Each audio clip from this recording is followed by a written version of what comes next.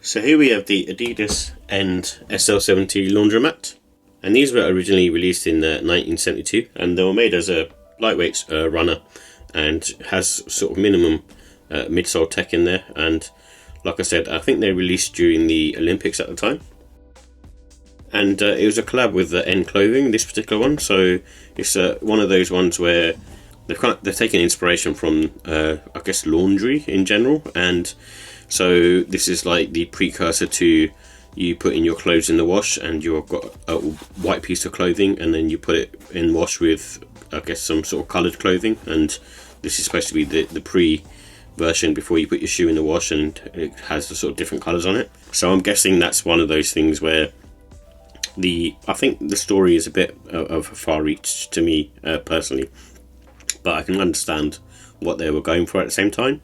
And so as you can sort of see on the tongue, that's where majority of that inspiration is. So it's got this almost sort of holes going on, almost like clothing type situation.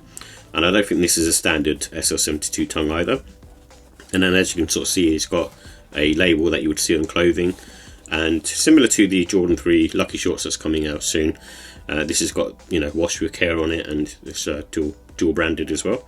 And so yeah, it's one of those ones where it's a bit of a funky take, I suppose, on the tongue. This, when I was putting on feet, this kind of sort of sticks out and flaps about a bit, so just be wary of that.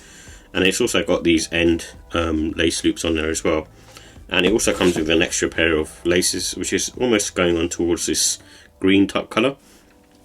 And then the box is kind of, I suppose, representing sort of laundry. As you can sort of see, it's showing almost like it's spinning around. So just a note for that, and it's got dual branding on there, being Adidas and End. So with the details, it comes in an off-white, and gum colourway. So the off-white is obviously the top of the sneaker. It's got a mixture of this sort of suede material, but also the gum outsole that's representing the other colour. And overall, it's a simplistic take. And this has got a thin insole. So the insole on here, even though it's branded, it's made of this sort of a textile material, and also it's stitched in, but I don't think it's any more comfortable than a standard insole from the SL72, so don't expect that to be premium comfort. And this has a polyurethane midsole, so these ones don't have the EVA midsole, which is slightly softer on the revised version, which is the RS. So that's the reason why I'll probably sort of stay away from these, just because of the fact that the midsole is a bit sort of the old school type situation. And the price for these is £110, and that's quite a bit higher than the retail price for these. So with the comfort and sizing, this is on the firm side. Like I said, you sit low to the ground. Obviously the trainers were made as lightweight, and they do feel lightweight on foot, but there isn't much comfort in there. It just feels quite sort of solid on foot. And there isn't much support around the arch either. It's a very sort of flat sneaker, and you can sort of see that in there. It's it's made to be sort of simply worn, I guess, in the most sort of simplistic way. And no wear in time with these. It's pretty good to go out of the box. The nylon material on the upper is very sort of forgiving, and you can go true to size in these. I went a half size up, and I think these are sort of way too big for me. My toe comes to about here, and Adidas sizes seem to be all over the place in general, but my toe came to here with socks on, so just bear that in mind. I think if I went with my true to size, my toe would have been about here, which would have been perfect, so it just gives me that extra bit of room. But I'm not, obviously, like, it's one of those things that, next time around I'll go to true to size.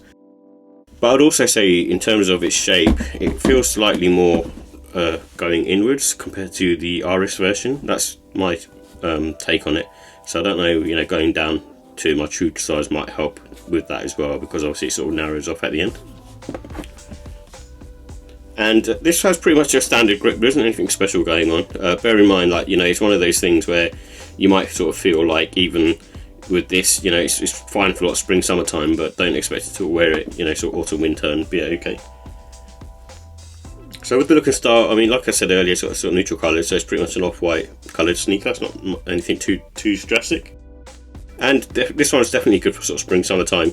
It's a lightweight sneaker. It's very sort of firm on foot, but at the same time, the materials on it lend themselves well to spring summertime. And this one, I think you can go casual and smart casual. It's one of those pieces of footwear, because it's really sort of white and sort of monotone. And it has a sort of sophisticated look as well, with the sort of suede on there. So I think you can get away with wearing it smart casual. And it comes with the sail laces, but you know, these green ones as well, but I would, you know, personally sort of stick in white or sail really, so that's my opinion.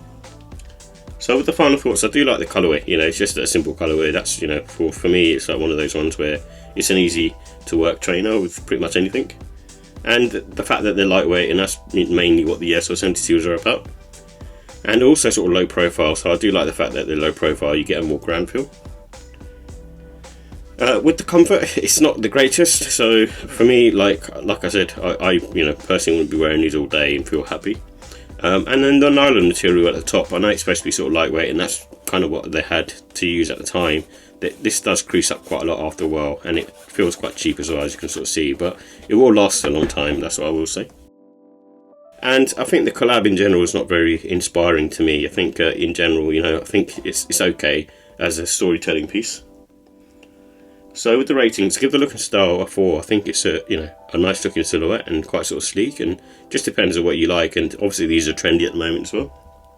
And the comfort, I'm going to give it a 2. I think for me, you know, I think Dunks are probably more comfortable than this in my opinion.